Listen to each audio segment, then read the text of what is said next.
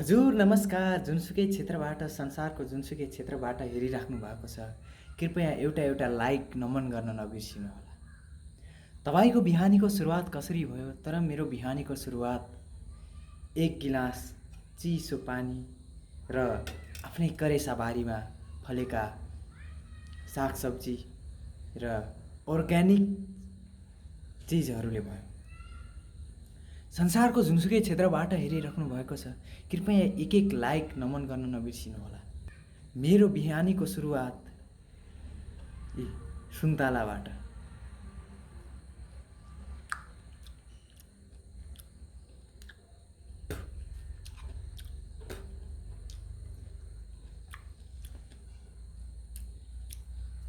आफ्नै करेसा बारीमा फलेको सुन्तला भनेर भन्न सक्दैन, बजारबाट किनेर ल्याएको।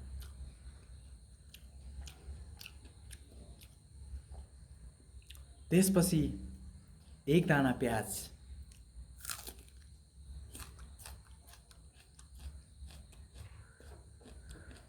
आफ्नै करेसा बारीमा फलेको प्याज, त्यसपछि एउटा काँचो टमाटर,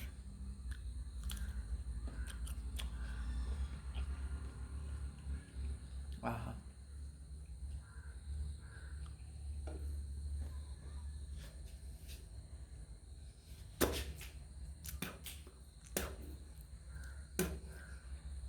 काँचो टमाटर चाहिँ नखानु होला।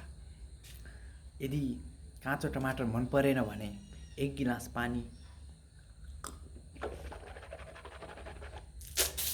यसरी कुल्ला गर्नुहोला। त्यसपछि आफ्नै करेसा बारीमा फलेको यो मुलाको पात,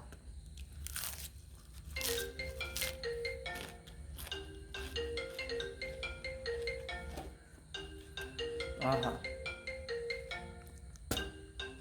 यो पनि मिठो भएन।